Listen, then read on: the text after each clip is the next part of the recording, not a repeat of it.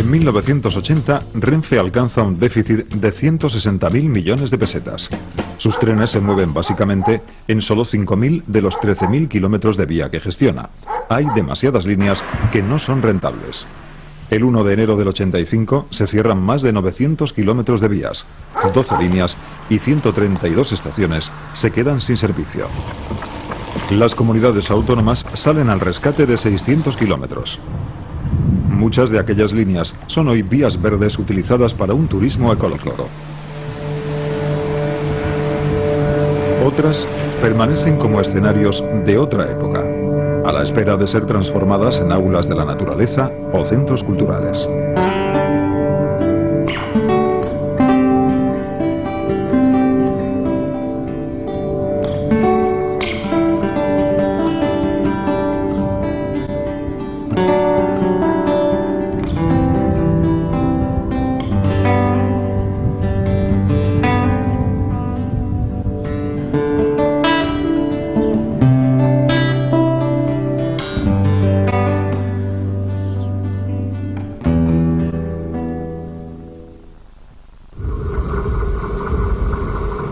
En 1986, el Plan de Transportes Ferroviarios redefine el futuro del tren. Los dos principios que van a regir el ferrocarril a partir de ahora serán inversión y especialización. Se eliminan estrangulamientos. El triángulo formado por Madrid, Barcelona, Valencia, Alicante se prepara para velocidades superiores a los 160 km por hora.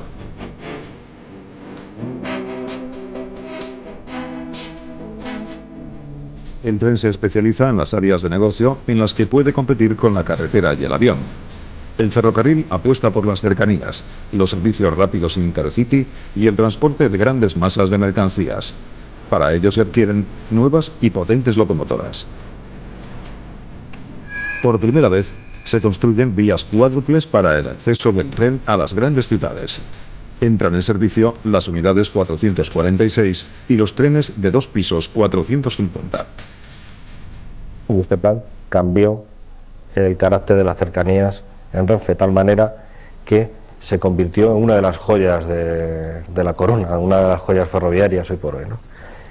Hay una sorpresa cuando en la década de los 80 del siglo XX se empieza una renovación tecnológica que nos permite hablar de no solo que el ferrocarril no ha muerto, sino que ha nacido un nuevo ferrocarril que seguramente será el referente del transporte moderno en el siglo XXI. A partir de 1990 se recogen los beneficios de las inversiones realizadas en los 80 y las incluidas en un plan general de infraestructuras. Las comunidades autónomas y ayuntamientos también apuestan por el ferrocarril. En 1995, Bilbao inaugura su modernísimo metro.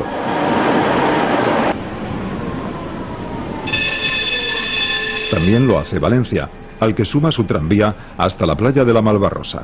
Madrid y Barcelona amplían sus suburbanos. Feve, que en los años 80 aún sufre una profunda crisis, entra decididamente en los 90 con una renovada vocación de cercanías.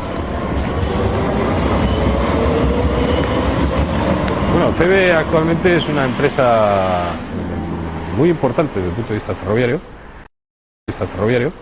que explota una red, posiblemente la red de vía estrecha más larga de Europa, que además sufrió una crisis gravísima en los años 80, cuando todavía mantenía las vías y las locomotoras, los vagones y el material que había heredado las antiguas compañías, que estaban en muy mal estado, y en los años 80 se toma una decisión drástica de renovación de material y también se toma una decisión de renovación de vías. En realidad hoy en día desde luego se puede decir que es una red moderna en cuanto a que los vehículos que ahí circulan son modernos, está casi totalmente electrificada y sobre todo especializada en el transporte de cercanías en todas las empresas que hemos dicho, sobre todo el metro evidentemente, pero tanto Renfe como Feve y Euskotren, su tráfico principal de viajeros es las cercanías y también con un potencial de tráfico de mercancías muy importante.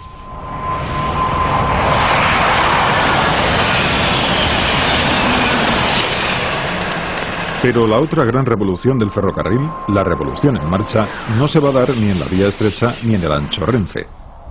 En 1992, el AVE, la alta velocidad, transforma la idea que todo el mundo tiene hasta ese momento de lo que es un tren. La llegada del AVE a Andalucía es cierto que primero supone un hito, y es un hito que, contemplado en perspectiva histórica, debe ser analizado positivamente, porque todo lo que es innovación y renovación es especialmente aplaudible y valorable. También es cierto que conecta dos espacios geográficos poblados, el contexto andaluz, sobre todo en la zona occidental, la capital de Andalucía, Sevilla, con el ámbito de la capital del Estado, ¿no? Y además se englobaba en el contexto de los actos del centenario del 92, de la Expo y demás, que permitió una afluencia de capitales en ese sentido. El AVE supone la construcción de un nuevo acceso al sur de la península con ancho de vía europeo, 17 túneles, 31 viaductos y nuevas estaciones en Ciudad Real, Puerto Llano, Córdoba y Sevilla. Los 18 trenes AVE 100 HEC Alstom alcanzan los 300 km/h y transportan a 329 pasajeros en cada viaje.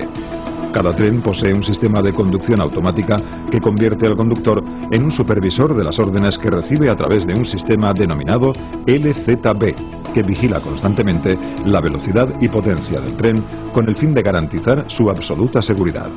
Desde su inauguración en 1992 ha movido a 50 millones de pasajeros. Su explotación comercial es claramente rentable. En 2002 obtuvo 42 millones de euros de beneficios.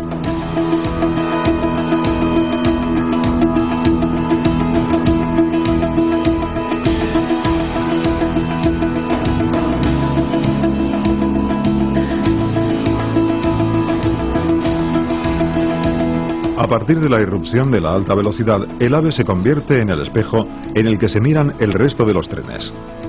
Así, la tecnología AVE se aplica también a los Euromed, trenes que unen Barcelona con el resto de la costa mediterránea hasta Alicante a 220 km/h en ancho Renfe.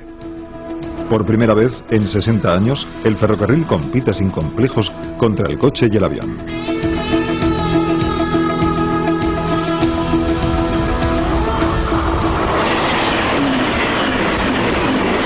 Pero lo que sin duda sí puede contribuir a echar algo de luz a este debate es el hecho precisamente del enorme éxito de este tipo de productos, del producto Euromed o del producto Altaria o Alaris, ¿no? Que establecen corredores de gran intensidad horaria y mueven una enorme cantidad de población, y que el índice de ocupación va por encima del 85-90%.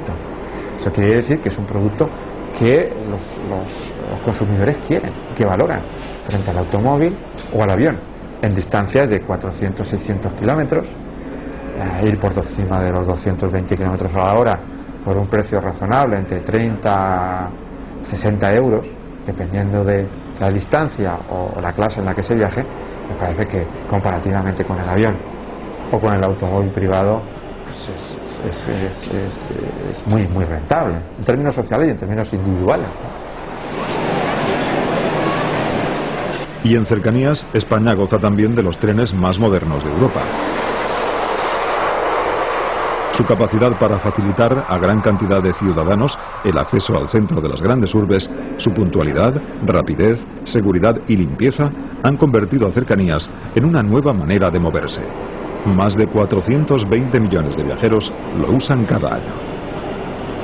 Y Renfe se prepara para hacer frente a esta tendencia en el futuro con los nuevos Civia, que ya ruedan por las cercanías de las capitales españolas.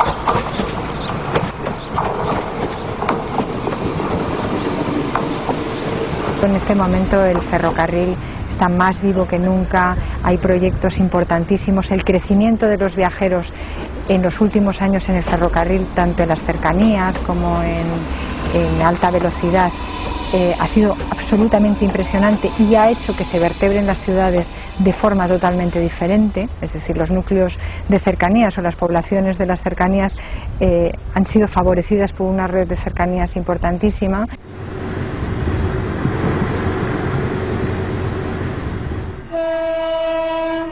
En recorridos regionales también se aplican nuevas soluciones.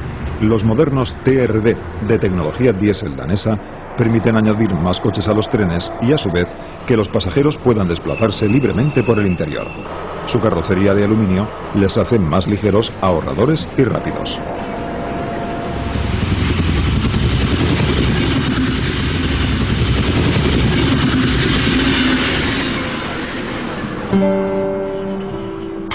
De ciudad a ciudad, la tecnología Talgo sigue evolucionando. Los Talgo que circulan en la línea AVE pertenecen a la llamada sexta generación y unen Madrid con Cádiz, Huelva y Málaga. Desde 1993, el Talgo 200 realiza también trayectos diurnos, como los Intercities Madrid-Alicante y Madrid-Murcia. Son trenes de 220 plazas con sistema pendular para mayor aceleración en las curvas.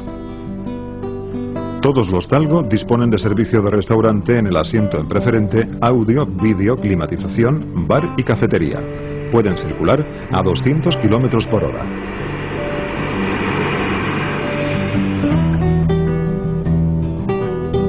Una directiva europea obliga a los Estados miembros de la Unión a liberalizar el mercado de los transportes.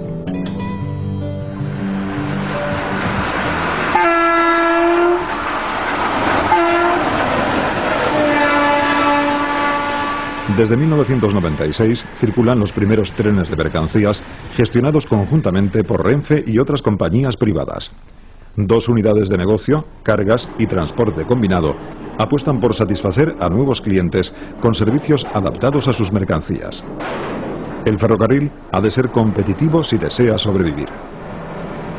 Que es un medio de comunicación rápido, muy seguro, ecológicamente menos costoso que otros medios de comunicación, que posibilita también desde el punto de vista de los desplazamientos de mercancías volúmenes que en la carretera sería imposible. Un tren de mercancías moderno con el consumo de 10 camiones está llevando la carga de 40 o 50 camiones y eso, por tanto, medioambientalmente es una gran baza a favor del ferrocarril que debe de ser jugada para poder conseguir un desarrollo sostenible en nuestra sociedad. Las cifras del ferrocarril español son impresionantes. Solamente Renfe movió el año 2001 a 470 millones de viajeros con una puntualidad superior al 96%.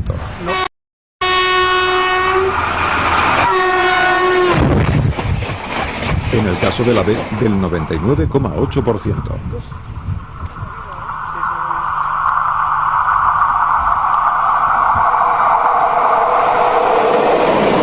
La Red Nacional de Ferrocarriles Españoles gestiona 12.000 kilómetros de vía y da trabajo a 32.000 personas.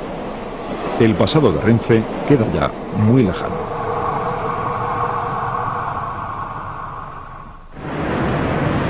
La llegada de la alta velocidad ha traído la recuperación de la estación de Atocha, que a punto estuvo de ser demolida en los años 60.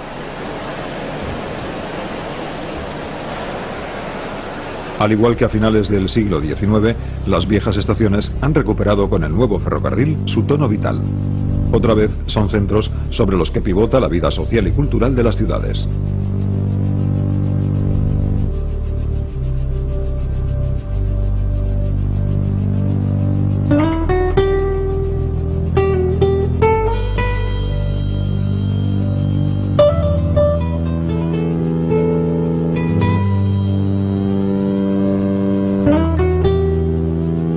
Hasta los años 80, ya del siglo XX, no hubo una conciencia de la importancia social, artística, ingenieril que tenían estos edificios. Es decir, en absoluto formaron parte de la historia de la arquitectura hasta que se iniciaron las primeras investigaciones en los años 70 y se hicieron las primeras exposiciones sobre el mundo de las estaciones, que fue en la década de los 80. Es decir, cogías tú un libro de historia de la arquitectura y esos edificios no existían, simplemente como un elemento más dentro de la arquitectura.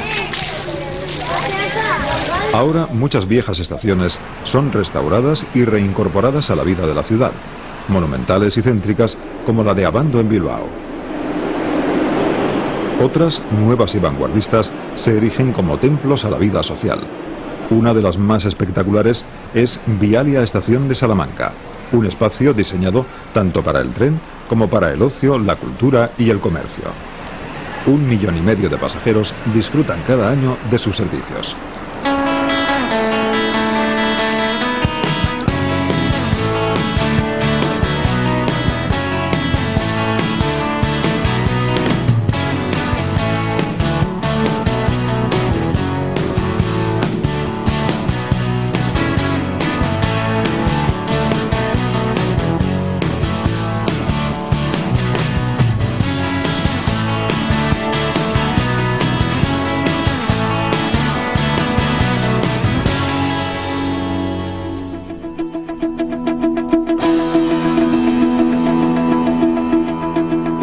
Pero la gran frontera del ferrocarril español está aún por cruzarse, la extensión de la alta velocidad a todas las capitales de provincia. El AVE de Madrid a Lleida, que llegará pronto a Barcelona, es el primer paso de un cambio radical en la red ferroviaria.